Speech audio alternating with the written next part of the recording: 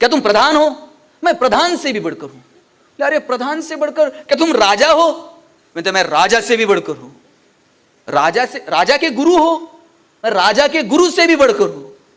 क्या तुम भगवान हो? हे म्हणते मैं भगवान से भी बढ़कर हूं। तो बोले अरे भगवान से बढ़कर तो कुछ भी नहीं। हा म्हटला वही हूं मैं, कुछ भी नहीं।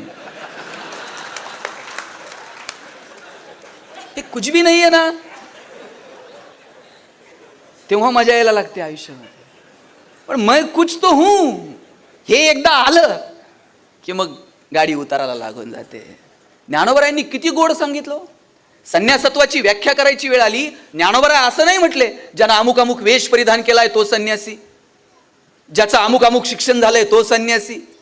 ज्ञानोबरायांनी सांगितलं आणि मी माझी ऐसी आठवण विसरले जायचे अंतःकरण पार्था तो संन्यासी जाण निरंतर। ज्ञानोबरायांनी सांगितलं जो स्वतःतला मीपणा विसरला ना, हा तो संन्यासी। हा मीपणा जाऊ द्या, सोयराबाई महाराजांचं हेच म्हणणं आहे, मी एकदा दूर गेला की मग अवघा रंग एक झाला। जोपर्यंत मी जात नाही तोपर्यंत हा रंग एक होऊ शकणार नाही। आमच्याकडे राजानं एक अशी दवंडी दिली होती। राजानं सांगितलं की या राज्यामध्ये कोण भक्त आहेत वगैरे मला जरा शोधायचं आहे। आणि याच काळामध्ये या राजाच्या दरबारामध्ये एक सेवक कामाला होता। त्या सेवकाला 5-10 हजार रुपये पगार असेल। त्याच्या मनात नेहमी विचारायचा या 5-10 हजार रुपयात आपलं भागत नाही म्हटलं।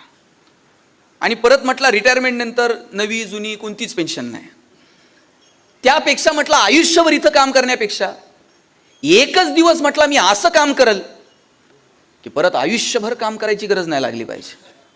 आणि काय काम करायचं? यानं राजाची तिजोरी शोधून ठेवली।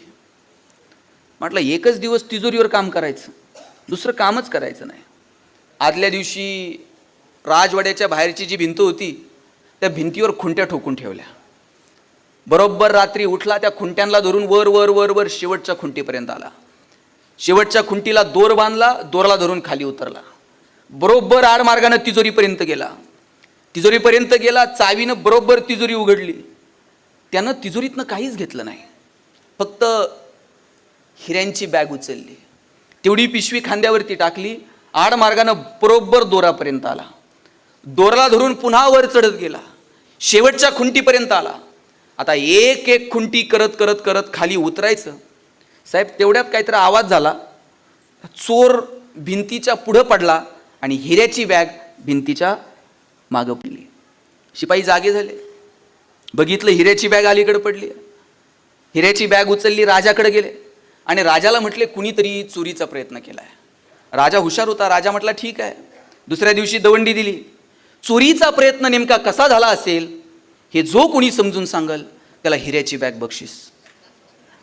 आता मला सांगा ताई, हे चांगलं कोण सांगू शकेल? ज्यानं चोरी केली तेच सांगू शकेल। तुमच्या माझ्यासारखे जण डोकं लावायला लागले। कोणी म्हटलं चोर असा शक्तिमानसारखा हवेतून आला असेल, कोण म्हटले गुहेतून आला असेल, कोण म्हटले इकडून आला असेल। यानं ऐकलं म्हटलं हां थांबा मी सांगतो की, पण हिऱ्याची बॅग बक्षीस आहे ना। राजा म्हटला 100%। म्हटला चोरानं आदल्या दिवशीच खुंट्या ठोकल्या असतील। राजा म्हटला बरोबर आहे, एकाएकी शक्य नाही। खुंट्यांना धरून चोर वर आला असेल। राजा म्हटला एकदम बरोबर आहे। शेवटच्या खुंटीला दोर बांधला असेल, चोर खाली उतरला असेल, आडमार्गानं तिजोरीपर्यंत गेला असेल, हिऱ्याची बॅग काढली असेल, खांद्यावर घेऊन इथपर्यंत आला असेल, परत त्या दोराला धरून वर गेला असेल। राजा म्हटला एकदम बरोबर चाललंय।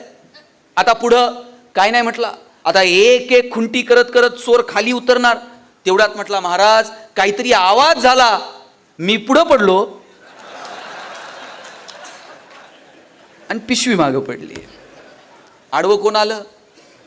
राजा, कुणी सरदार, कुणी सेवक?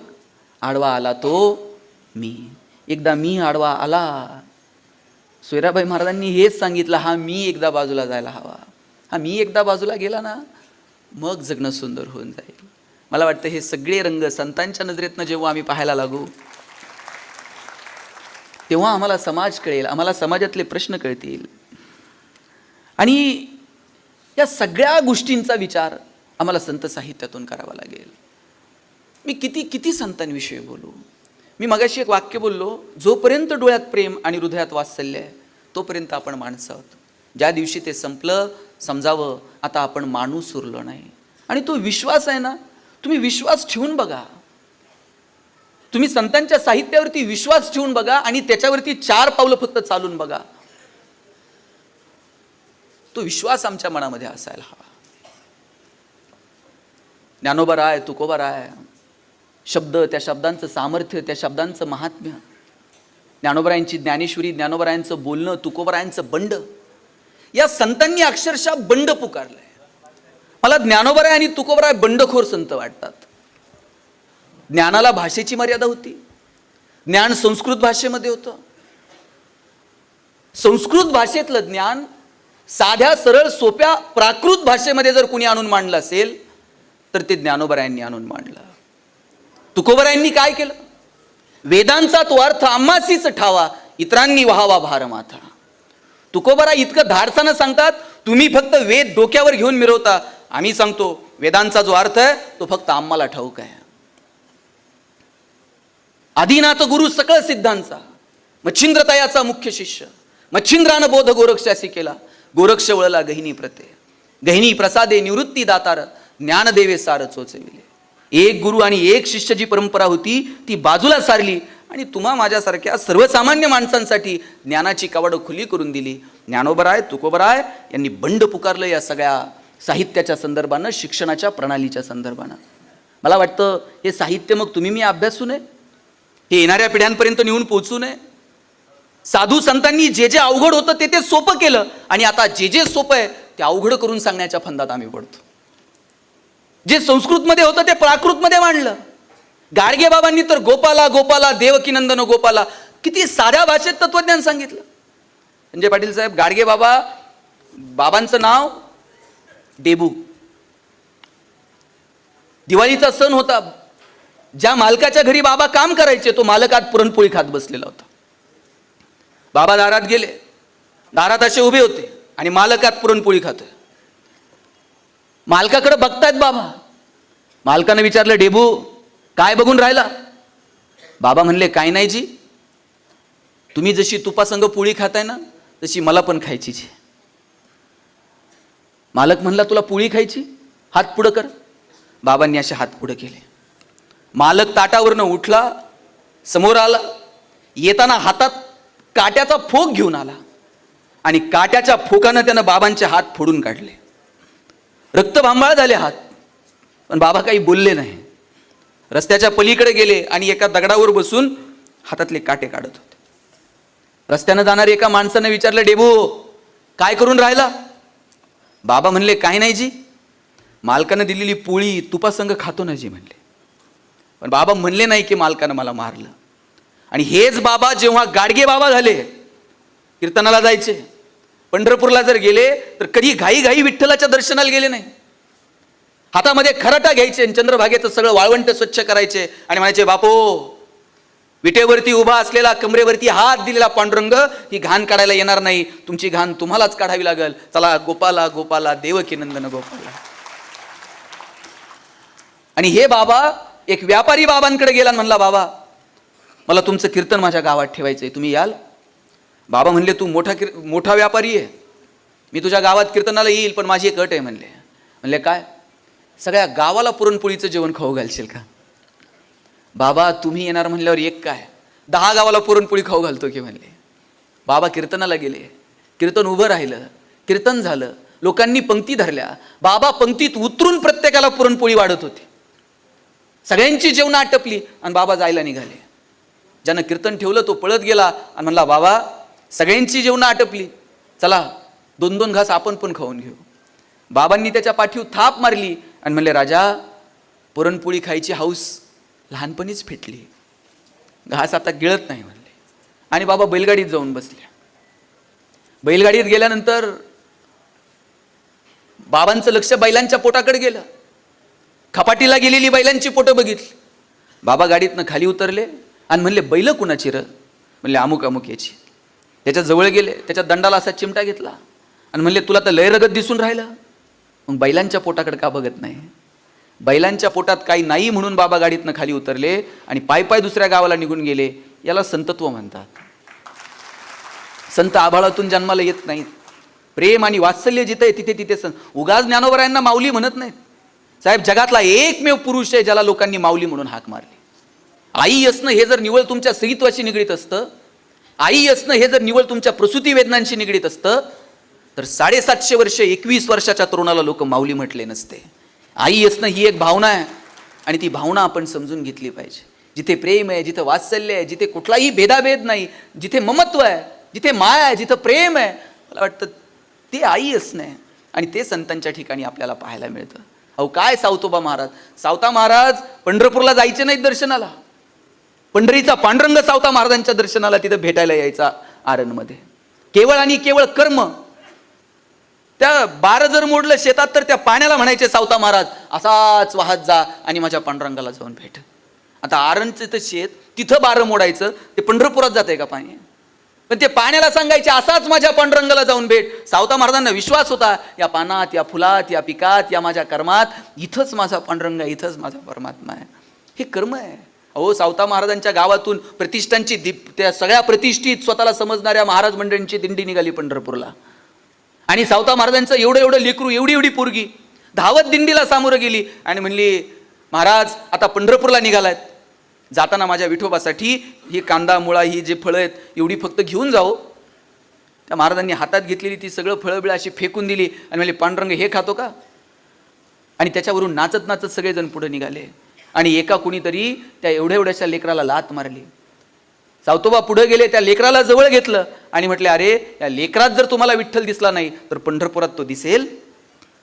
हा सावत्या आपल्याला शाप देतोय म्हटले. याचा शाप आहे की आता हा विठ्ठल आपल्याला पंढरपुरात सुद्धा दिसणार नाही. आणि कथा सांगते, ही सगळी मंडळी जेव्हा पंढरपुरात गेली, येणाऱ्या जाणाऱ्या सर्वसामान्य वारकऱ्याला विटेवरती पांडुरंग दिसत होता, पण या नटून थुटून गेलेल्या एकालाही पांडुरंग विटेवरती दिसला नाही. तो कसा दिसेल जर तुमच्या डोळ्यात प्रेम नसेल तर? तो कसा दिसेल तुमच्या हृदयामध्ये वात्सल्य नसेल तर? काय आमच्या संतांच्या कथा आहेत. तुम्ही चमत्कारांकडे घेऊन जाऊ नका, त्यातला भाव शोधा. नामदेव महाराजांना आईनं सांगितलं की अरे जा, पांडुरंगाला फक्त नैवेद्य ठेवून ये. नामदेवरावाला कधी माहीतच नव्हतं की नैवेद्य नुसता दाखवायचा असतो आणि घेऊन यायचं असतं. नामदेवरावाला वाटलं वडील घेऊन जातात, देव जेवतो. आईनं दिलेला निरोप म्हणून नैवेद्य घेऊन गेले आणि पांडुरंगाच्या समोर ठेवला. लवकर खाऊन घे, मला काम आहेत म्हणले. आता देव नैवेद्य खातोय का? 5 मिनिट झाले, 10 मिनिट झाले, अरे देवा खा की लवकर. आणि मग आई जसं लाडात म्हणते, बाबा खाणार आहे थोडं, घे ना बाबा, आता एक घास चिवचा आणि एक आता चिवचा खायना आणि काऊचा खायना, एक घास देव खायला तयार नाही. आणि बाळ जर खात नसेल तर आई काय, आता खातो का? नामदेवराव म्हणले, आता खातो का बघू तुझ्याकडं. तरीही देव खायला तयार नाही. देवा माझ्या वडिलांकडनं खातो आणि माझ्याकडनं घास खात नाही रे, माझं काही चुकलं का? तरीही देव घास खायला तयार नाही. आणि मग नामदेव महाराज म्हणले, आता खातो का? हे डोकं आणि तुझे पाय. कथा सांगते, नामदेवरायानं डोकं देवाच्या पायावर आदळावं, देवानं खाली झुकावं, वरती डोकं, खाली पाय आणि मध्ये देवाचे हात. भाव लागतो परमेश्वराला, भगवंताला भाव लागतो. आमच्या मनी भाव नाही आणि आम्ही फक्त आव आणत असू तर भगवंत भेटणार नाही. काय काय मजा आहे. मला वारकरी संप्रदायाचा हेवा वाटतो साहेब.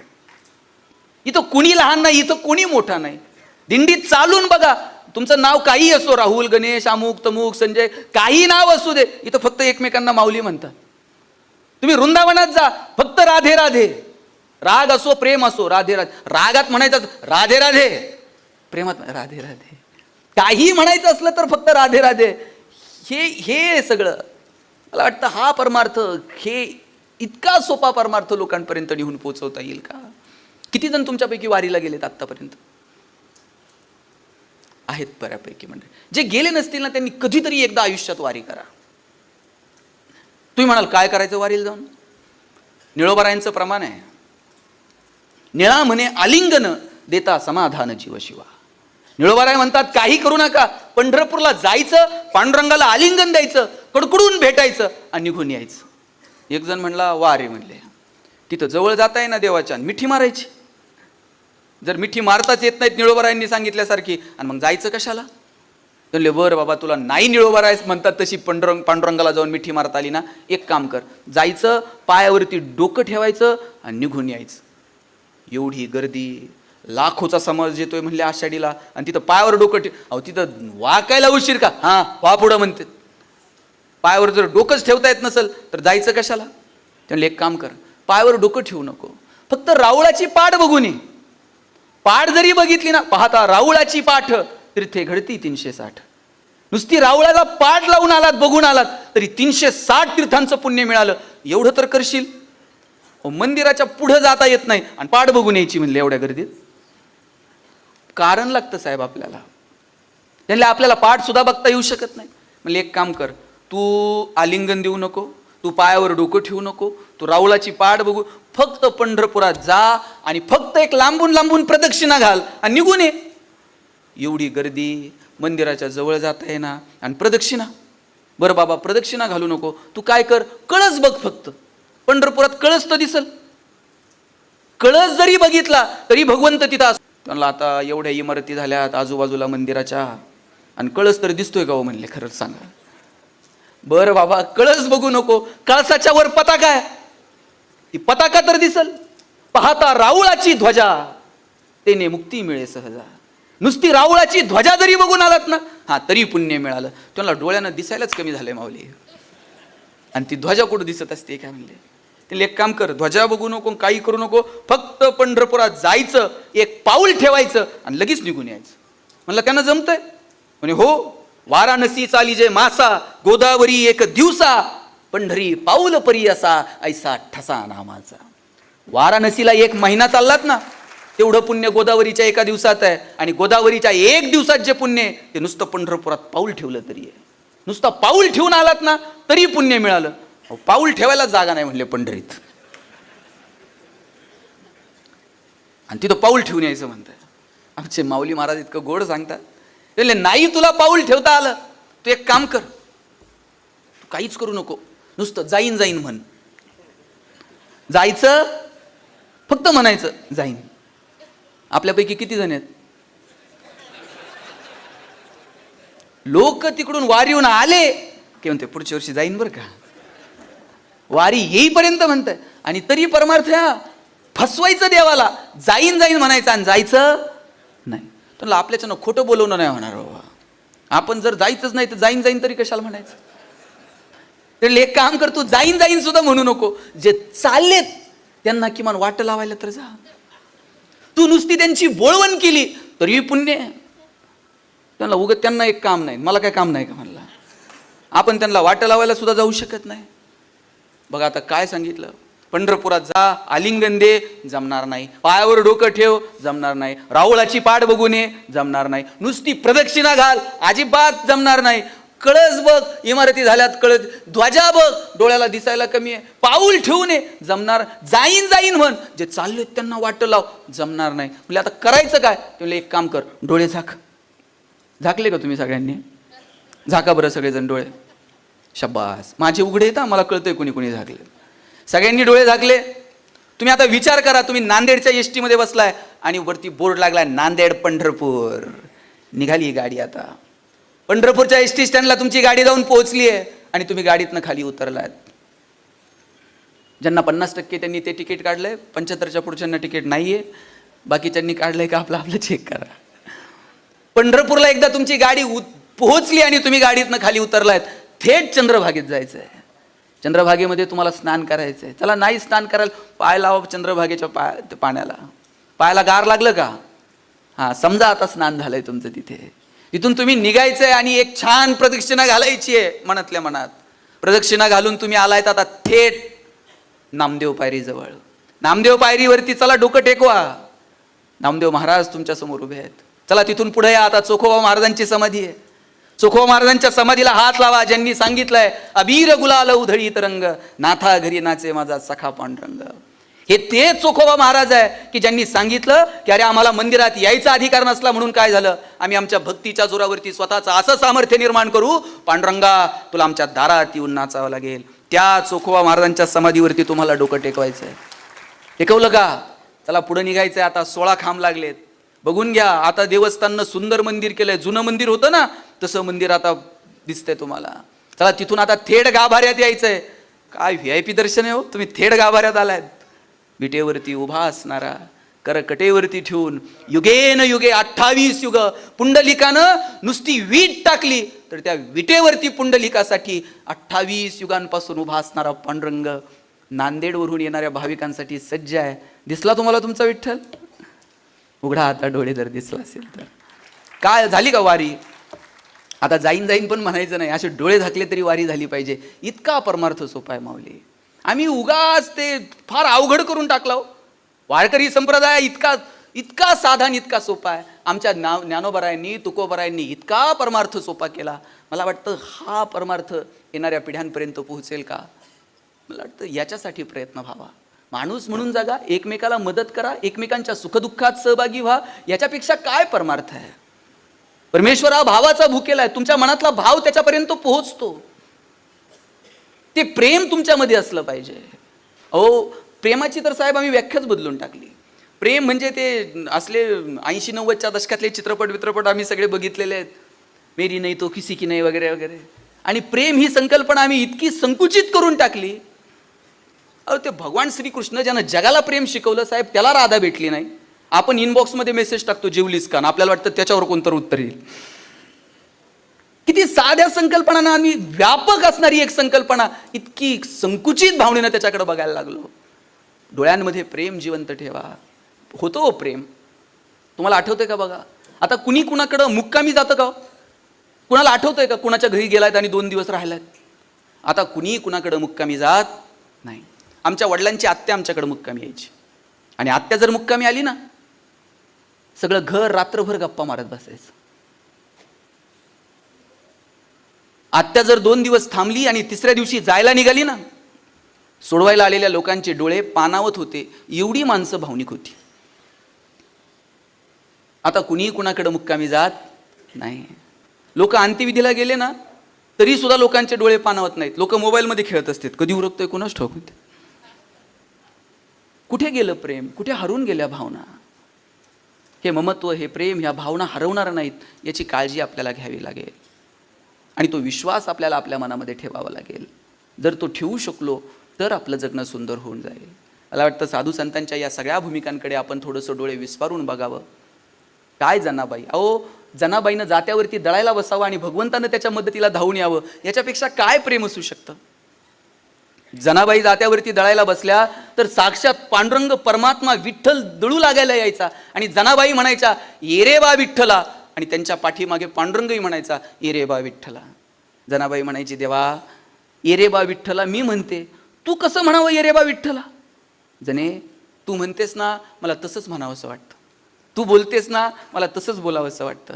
अरे तू आणि मी काय वेगळं आहे का? जनाबाई म्हटली तू आणि मी सारखे कसे रे? तू असा छान, तू असा देखना, तू असा रुबाबदार, तुझ्या गळ्यात हा सोन्याचा हार, मी अशी फाटके. एवढंच आहे ना? जनाबाईच्या स्वतःच्या गळ्यातला हार काढला आणि देवानं जनाईच्या गळ्यात घातला आणि पुन्हा जात्यावरती दळायला लागले.